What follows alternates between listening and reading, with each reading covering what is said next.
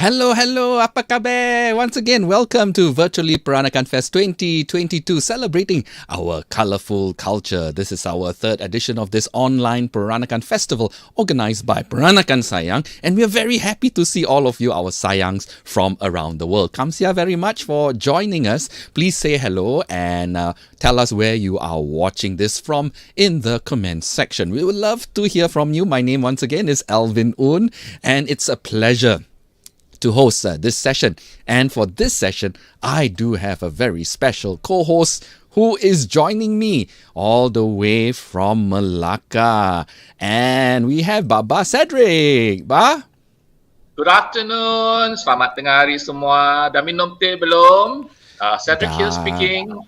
And thank you very much to Alvin for inviting me over to co-host the event. Very, very honored. I feel so happy to meet so many familiar faces here too. I know. But you are now in Malacca and we have our presenter who's also from Malacca. Kawan lama kah? I think one shout away, they say, satu selaung, Mereka so small, everywhere you go, you turn around, you bump into them. Can you tell us a bit about her? All right. Our next presenter hails from a very illustrious family in town. She is a descendant of the Kapitan Chua and she is also very active in the history scene in Malacca town. An avid historian, and she has been involved in the restoration of the Cheng Munting Temple, the oldest temple in Malaysia. She sits in as one of the advisory team, and having been an advisor in the restoration team, she now sits in the advisory board of the Cheng Munting Temple too. So it is my pleasure to call upon Nyonya Josephine Chua from Malacca. Hello, Hi, Jo. Nyonya. Hello, how's everybody? Wow, what an illustrious background and great introduction by Baba Cedric. So, Joe, please tell us what is your presentation today all about?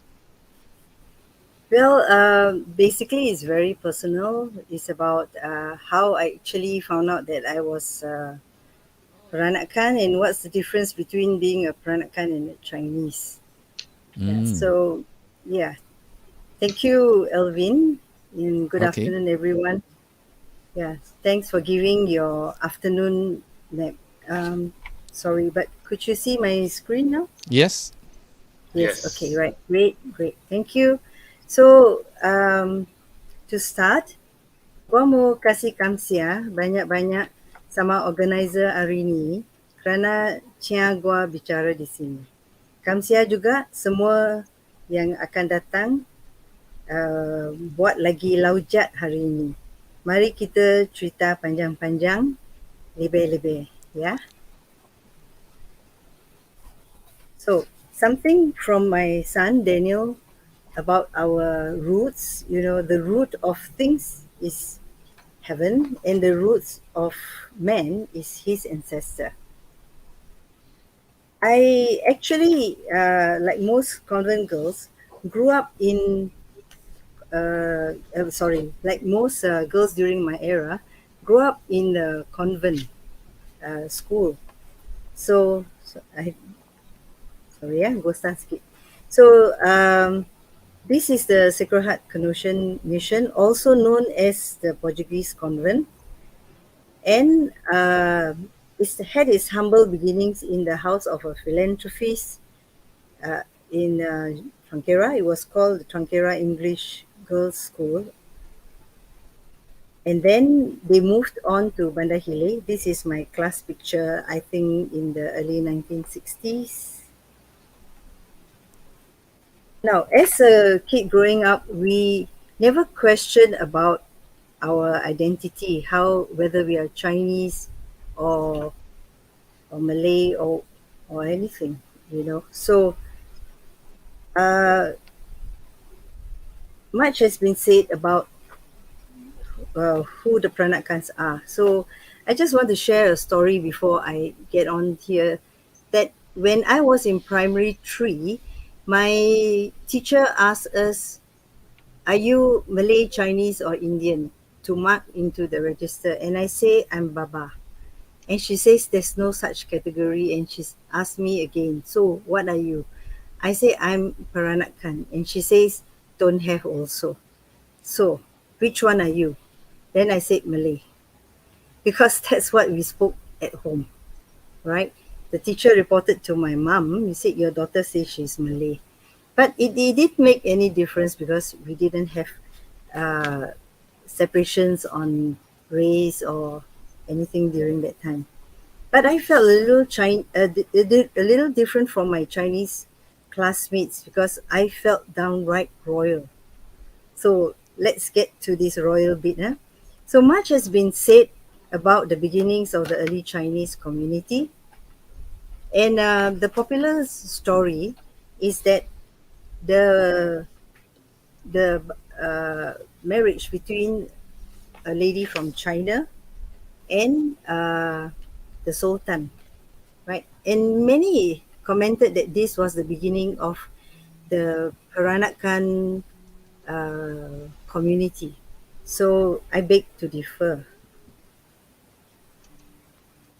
And my favorite question, my favorite, how do I say, quote is that, you know, Uncle Kim Lei, who is a relative also, he asked the Chinese press when they were asking about whether we are Chinese or not. He asked this, orang Cina bukan Cina kah? So we have Tan Chi Bing, Professor Tan Chi Bing, giving us a very clear definition about whether we are whether we are into the culture or have we assimilated into something. So acculturation means to borrow certain cultural elements and then it is like a mix and match thing. Whereas assimilation means that we have totally absorbed another cultural group's, all everything into another cultural group. So now I come back to Baba Uncle Kim Lei's question. Aren't we Chinese after all? So let me just share with you all the similarities that we have. Here we have you. If you see the reach of the house, you can see that this is the same kind of reach that we have in the Chingunting in temple in Malacca. So this is what we have defined as the Southern Chinese architecture. And you see that it is replicated into our buildings in Malacca. In fact, if we open our eyes as we move around Malacca, you will see that it is there's a lot of that, right? So, and into the decorative elements, this is my Chua ancestral temple in Fujian. And if you look at all these panelings and all these lovely decorations here, and then we compare it with the Chengunting in Malacca. So you do see the similarity, which means that we have all this while preserve the Chineseness in the things that we do, the places that we stay in. And here, uh, from the internet, sorry, from the internet, I got a picture of a sedan chair. And then Cedric will be very familiar with this, the sedan chair in the, not this one, of course, in the Chengunting temple, similar with similar features.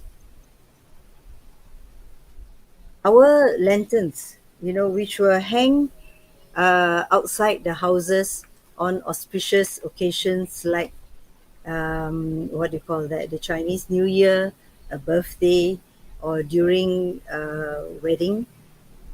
We will hang all these lovely lanterns outside our house, and it will bear the Chinese characters, which shows the family name on one side of it.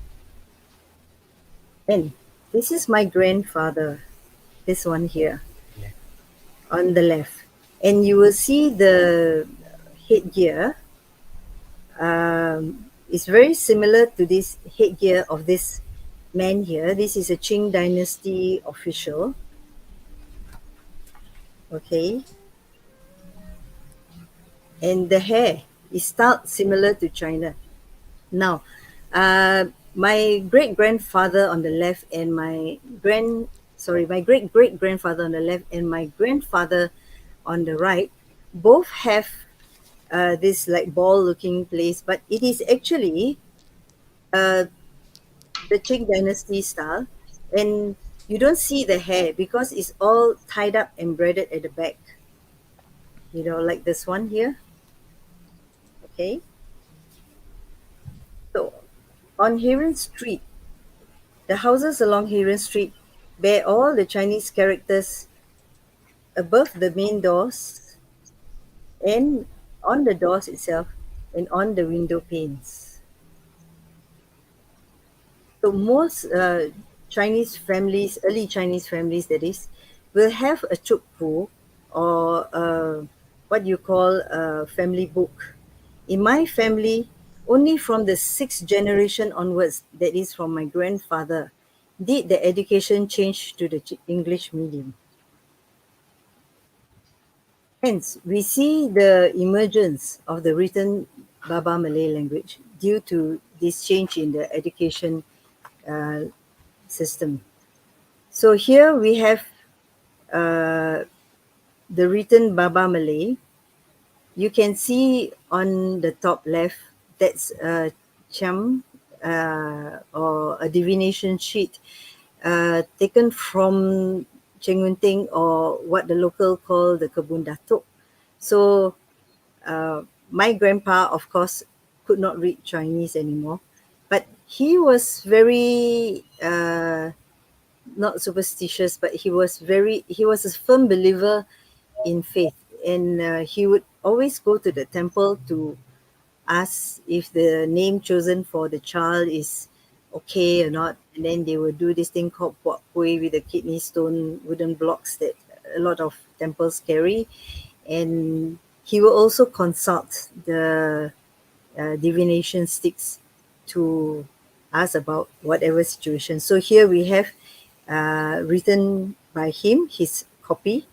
Uh, and the things frequently asked would be whether the pregnant woman is safe, or whether it will be a boy or a girl. And as David has said earlier on, that is very important for the families, all Chinese families, to have boys to continue the name, and whether it's a auspicious day to open um, a business and all that. So he wrote 60 translations of this. Also, we see the beginning of the pantones or poems written by the Baba in the Malay language. And this is a sample of it. However, the interest in things Chinese still live on. My grandfather, I found among his collection of things this book, Cantonese Made Easy, where they had what do you call that, ma chairs, and the ma chairs actually were all from Hong Kong, and they speak Cantonese. And my dad says that the ma chair will always bring them to see the Chinese opera shows in the temple that's actually played for the deities. And of course, they will naturally understand some Cantonese. But I think my grandfather was quite keen to know more. That's why he had books like this. Right. So I don't know if our babas have ever encountered these people calling you banana. I have been going bananas being called one by the mainstream Mandarin speaking Chinese. In 1984, an incident in Malacca led to a discovery of who I am.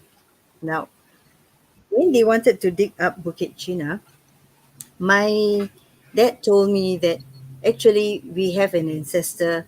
He was a Capitan China. And he told me, if you want to know more, write to your Auntie Jane in Hong Kong. So this is an extract from her letter. And she tells us of how great our ancestor has been, and how upright he is, and things like that, and how loved he is by the community and the family.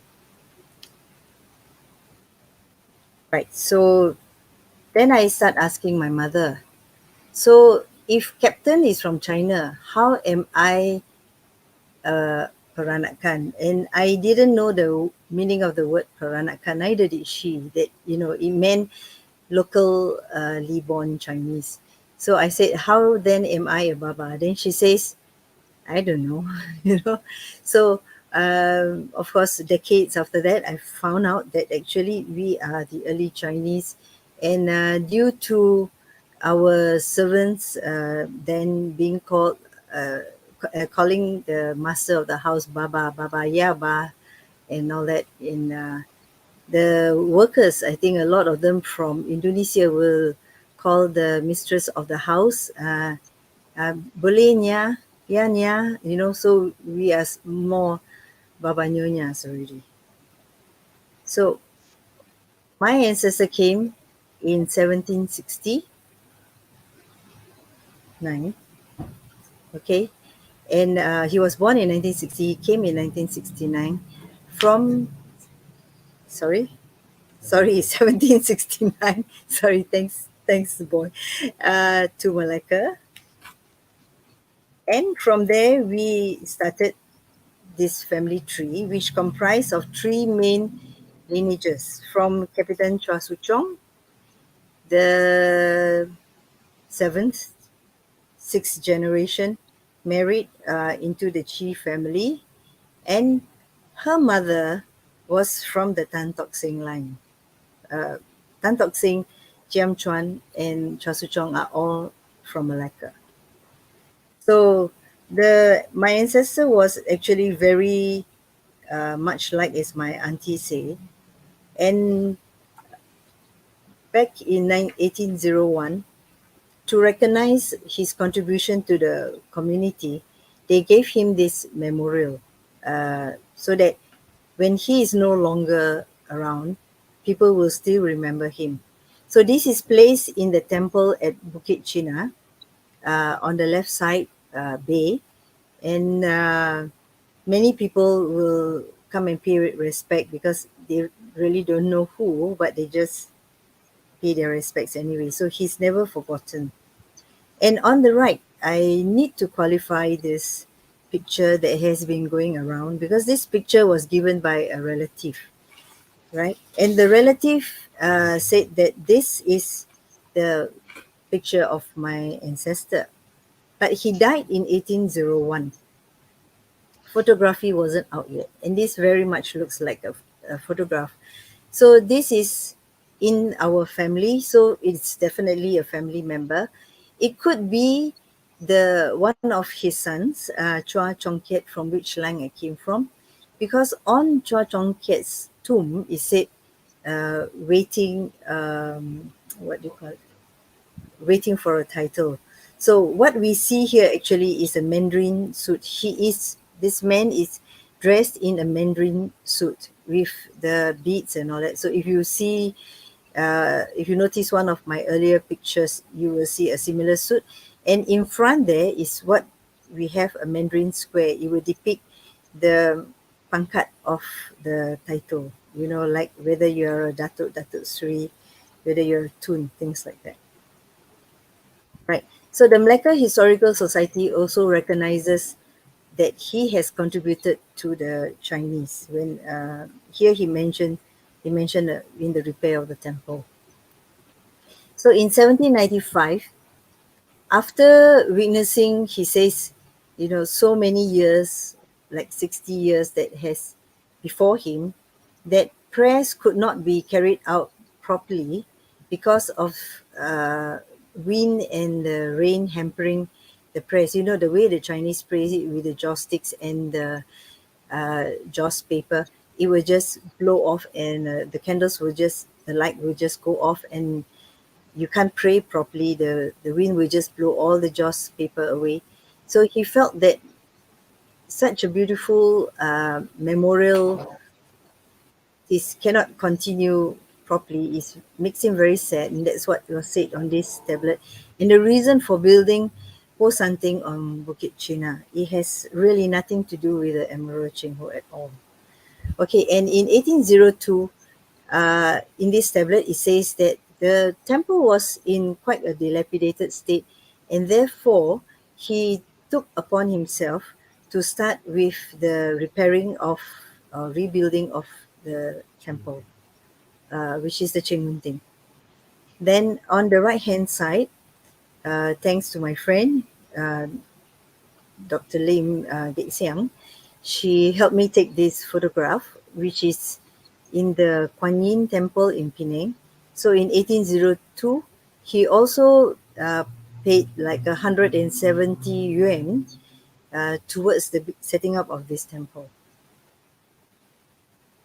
Now, all the descendants and a lot of the Chinese community who know of Captain Chua's contribution were very, very shocked at this news of the quietly, how shall I say, digging into bulldozing his tomb, as you can see on the news clip on the left. And on the right, in when he built the Po Santing, he also contributed two of the houses uh, that you see on the news clip. It is now Calente Cafe.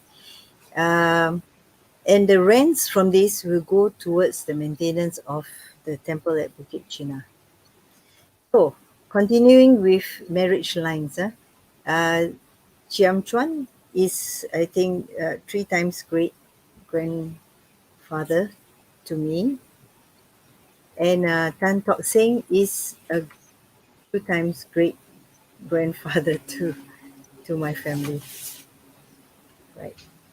So I should say, family matters. Mak Engkong, these photographs were taken by my grandfather himself. He takes a lot of self-portraits also. My grandmother on the left in her baju panjang. And the family has grown. During the Chinese New Year, we will often visit our elders. And this is one of the visits to the residence of Tan Chien in Klebang. My aunties and me and my cousins, we were all dressed up, all dressed up for these visits. So you can see them in their kebayas and all that. And by the way, my first and my second auntie, they are all, they do kebaya embroideries as their part-time. And here is again the front entrance of the Tan Chien house with, I think I should call him uh, something, what kong, grand uncle anyway, Yo Jui T. And I should say that it's why I say family matters is that when you have the matriarch, the old lady or the patriarch of the family, we tend to always gather. And when they are gone, we always have an excuse or other not to have time for each other anymore. So very fortunately, my grandmother, whenever she has a birthday, all the daughters and daughters-in-law will definitely come and celebrate it with her. So I would like to give you a glimpse of what happens in Malacca. How they do that. They have their pastimes. So this is Ungkong. He's a jack of all trades. Let me tell you, he never worked because they had the family money, and he never had to work for his living. So he indulged in a lot of uh, hobbies like playing many, many musical instruments. He does a lot of writing, and he does carpentry. He takes lots of photographs. He hunts. He bakes too.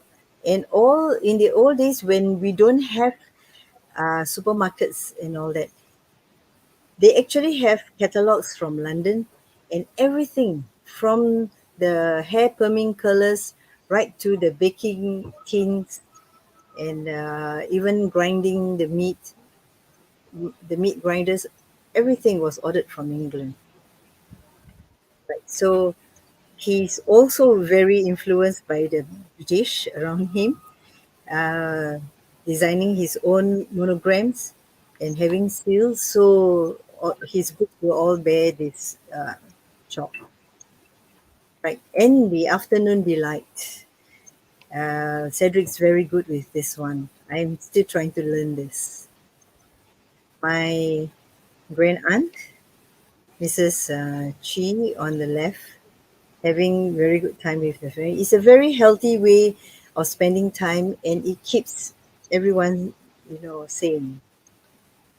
So, but we are in the time in the where we are changing very fast with social medias and whatnots. And how do we get people interested, and how do we make sure that memories are constantly created so that we never forget, where we come from, who we are, and why we should always remember the past, because without the roots, the tree will fall. So, one very good example to do this, with an initiative which my very good friend, and my Chigi-san says ASP Lim, she's actually Audrey Lim Suipek, she has taken this brave step of writing the memoirs of her father, Mr. Lim Keng Huat. And Lim Keng Huat has a huge collection of things that really tells us about what Malacca was before. Another way is to have little events like this, which was carried out in the Macau Gallery, Malacca, by the with a lot of foresight, Esther Tan, who hosted this event in the gallery. We have Rajan, a very dear friend. He's a Peranakan Indian, Chiti Melaka, we call them. And this is his grandmother's baju panjang. And he's showing my son Daniel how to put on this croissant, which is different from the modern croissants that we have nowadays. So my son presented this little talk on apparels. So he covered the clothings of the Chiti Melaka, the Indian Peranakans, the Eurasian, the Saranis, and also our Peranakan China. So it is very important to know who we are, as I said earlier on, and to know our legacy, and to recognize that we need to carry on to the next generation. But most importantly, we need to practice it so that it never is never forgotten. So during looking through my family book, Daniel, my son, found the prayers of the rites that that is to be carried out on the first day of the 12th lunar month. You're supposed to recite these words, in front of the Sinchus. Is that correct? Yeah. And here you can see that we did it on the winter solstice. So perhaps we deviate a little bit, but anyway, I think the practice was important. So in front here, you will see what I was saying, the divination blocks, the wooden blocks. And we have to ask whether you have eaten, to invite them to eat, whether you have eaten the kuih yi and whether they have finished eating before we can pack up. Right, so may our traditions never ever die. During the, uh, what do you call it, during the Chinese New Year, during the, sorry, the next one, during during the birthdays, we will always soja our elders, and we will wish them panjang-panjang umur, right? So the Peranakan children are taught to pay respect to their elders at a very young age. During the Chinese New Year's and all those occasions, we would do the soja. This is what you see the little boy there doing, and to wish all the elders a long life. And thank you again to my son for this. Dari Melaka, Pi Panglima Perang, naik kapal 10 hari. Apa guna kaya dari orang kalau tak kenal adat dan budi? And with this, thank you. Bye. Thank you very much for that wonderful presentation. Yeah, that was so rich and so much history about your family, and of course related to the Peranakan culture itself. Before Cedric asks you a few questions, he has some things to share or ask you. I'd like to say hi to everybody from around the region, from Singapore, Malacca, Penang, from Selangor, from Kuala Lumpur, from Japan, and Allah, we have a guest as far as from Alaska. Jauh, say. Yeah, it's such a wonderful thing for all our Baba Nyonyas from all reaches around the world to reconnect with the culture. I'm sure it is a very warm feeling for them to reconnect back with our heritage, which is so important. So thank you very much for joining. Ba Cedric? Yes, thank you, by Alvin. Yeah, Nyonya Jo has been a very long family friend. So just to say hello back to her. And I would like to ask her a few questions. Yeah, probably it's not so much of me asking you something that I don't know, but I think it's good that you also share what you know, what you have done, so that we can learn, yeah, from what you have done. I understand that you were very active in the restoration of the Chingmunting Temple. Can you tell us, perhaps you share with all of us, what made you, to roll up your sleeves and to get your hands involved into the restoration work? Well, it's something that needs to be done, right? I think it's all faith. My dad was a general manager then, as you know, and then they saw that it was quite dilapidated. The Chenyan, the cut and paste works were all like already looking very old and tired and all that. So we thought we need to refurbish the temple. That's how it started. And during our negotiations with the Penang architect to do this, one beam actually gave way from the termite infestation and all that.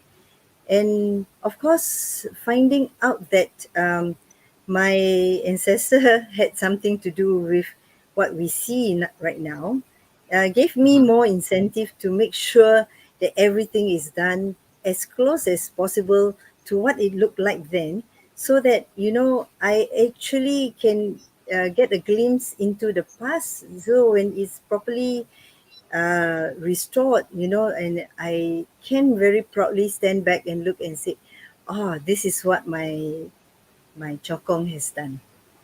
And of course, when we do something like this, we hope to also encourage everybody else, to see that restoration is good, And you, Cedric, you did a wonderful job with your house. So I'm glad that, there are people like you, Cedric, people like our friend Serge Jardine, who also restored his home, and several examples. And then, of course, he went on with Badan Warisan, who actually asked the Chingunting Temple for permission to use one of their premises as a pilot restoration project.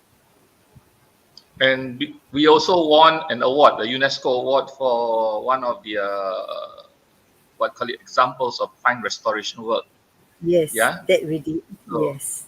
So I think that gives us more impetus to make sure that we are doing the right job in restoring rather than renovating. Exactly right. Yes.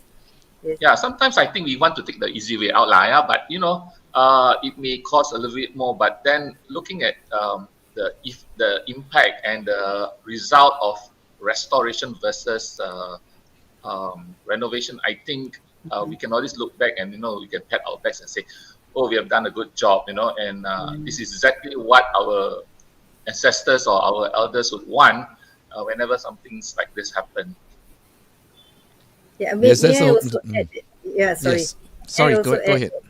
yeah, thanks, that, it has been a very good learning journey for all of us involved in the restoration, in that, we learn why we should use lime plaster and not cement, and why we should use lime wash instead of acrylic paint, things like that, and how to continue the preservation of the building.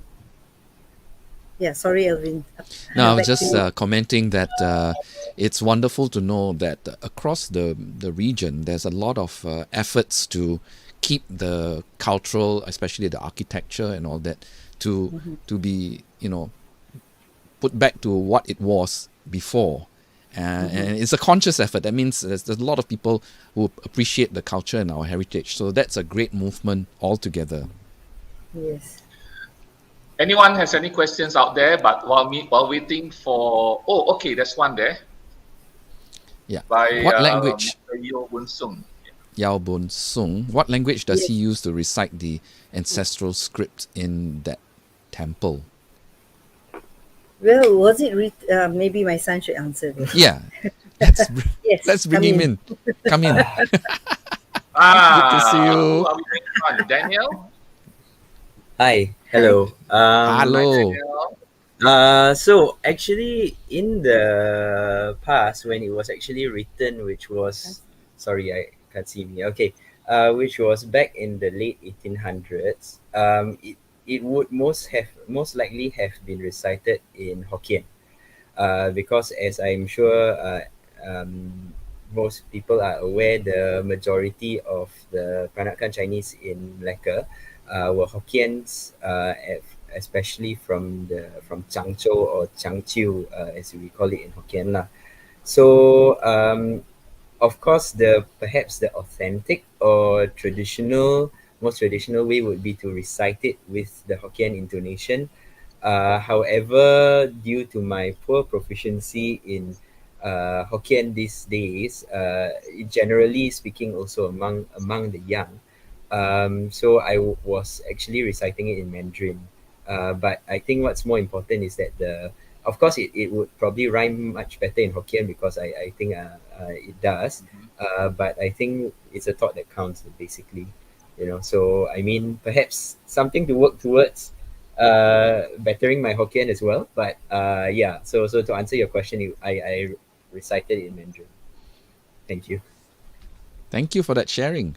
Very nice to know that the younger generation is taking interest in our culture, and how such activities brings back lost memories of people's early childhood. And when it sparks your memories, I hope it goes into your practices, and to revive your interest in the culture, so that we can keep our culture going. So do we have any other questions? Please do share with us. Cedric, do you have any other questions? While waiting for the questions to roll along, maybe I would like to ask Nyonya Josephine, since Daniel is around, as a mother, what would you like to inculcate in him, and maybe sort of transfer or share with him, so that he will continue to carry on, not say living as a Baba, but I mean at least that he appreciates and understands more about the Peranakan culture. Right. With you as a very good example, role model. Role model or rolling down? Sweating hard already, obviously. Yeah. You We're rolling in the culture. Yeah, so Celia also agrees that Baba Daniel, it's good to know that he is also passionate about our history and our heritage. So thank you very much for that, Celia. Yes, Nyonya Josephine, back to you. How would you, I mean, as a mother, what would you do further, so that he will continue to appreciate whatever you have probably experienced and also learned? Well, I keep on reminding him, and the good thing is I don't have to do very much of that because he himself is interested in our culture. You see, and no, and being able to read Chinese, even though he was a totally English educated fella, has actually helped him understand more because then he could read into our family books and know the stories behind our ancestors. You see, so I'm getting him to bit by bit translate so that his Chinese illiterate mother could understand what was written there. And also, if he gets married in future, hopefully his wife learns to how it is like to be in a Nyonya household. You don't have to be a Nyonya. You know, you can practice, and practice makes perfect, you see. So I think, like me, I'm a nyonya, but I don't practice so much. So he doesn't get very good Peranakan food from me. And it was all because I took for granted. This is always the sad part. We always think like our aunties, you know, our ko, they will live forever, and we will have endless good food on the table every Chinese New Year. That took panjang thing, you know. And now that I try to do one or two, and I just ask again, how did my auntie, just the two of them, ever manage to cook more than 9 dishes at every one time, you know, for the whole lot of lazy babas and nyonyas, you know, from the old to the very young. So Celia has a question. Are there any suggestions as to how to get the younger generations to start wanting to know more? How can we make the old traditions more modern and hype so that they want to become more involved? Well, for me, one of the ways is to reach out, and using social media, and what we are doing right now is to reach out to as many people as possible and to make it accessible to the youth of today. Because if we don't do that and just keep it to ourselves, I think it will be lost as the generations go by. So we as a community need to all come together to perpetuate or to share as much as we can while we can. So I think that is critical. What do you guys think? Cedric? I think outreach is very important. We should not expect people to come knocking on our doors. We should be more proactive in reaching out and sharing. Many times we always take outreach job as for granted, that people, since we are known, people will definitely find us. All the facts on internet and blah blah blah blah. But nothing beats when you actually you get to hands-on experience whatever culture, rather than the textbook sort theoretical approach to just culture. Yeah, but when you go out and do certain things, you join them, you interact with them, I think that's where you develop that interest in them. Well, I think one very popular thing that is happening is replicating our food and our dressing. You see, so they say, that to keep the memory going, so the kabayas will never die because it's a craze now to have a kabaya, and the nyonya food will never die because whether they are really serving betul-betul punya nyonya food, real nyonya food or not, they still use the title and then it sells, right? So, Yeah. and then we have people like Matt Tan in Singapore, and we have Florence and Debbie promoting the cuisine extensively. So that's one way to do it. And if to know it, to know something is to love something. So if they really love our Peranakan food, whether you are Peranakan or not, you can still learn to cook the dish, and then that dish will never die. So that's why I'm ever willing to share my only thing that I could do properly, that which is the nasi kemuli, Cedric. Yum, And I tried that. and if One more anyone than just asks me nasi the with it. recipe, I'm ever willing to share that. Yeah, yeah. So Okay, that I think we've run out of time, unfortunately. Right. Okay. Yeah, there's so many questions coming in, but I thought I'd just end with this one, which is a totally different topic altogether. can we elaborate about the Nyonya kuih? I think it takes forever. But I'm going to give this chance to Cedric to show his kuih. No more, he ate all already. Alamak. He ate all of Okay. I ate So- half. You see? Ada lah. Kau ada kuih-kuih. Tengok. Ada lagi undi. Okay, thank you so much, Nyajo, for your sharing. It's really, really wonderful to have you on our festival. I think a lot of us benefited from your sharing. And of course, my fellow co-host Cedric comes here very much to show your kuih.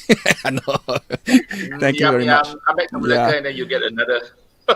Okay, folks, it's time for us to move on. We certainly hope that you enjoyed that session, at that presentation. Please join us for the next session, The Cosmopolitan Musical World of the Peranakans by Rachel Ong. This is happening in a very short while at 5 p.m. So please go to that link. This has been Virtually Peranakan Fest 2022, celebrating our colorful culture, organized by Peranakan Sayang. My name is Alvin Un. We will see you soon. Take care, everybody.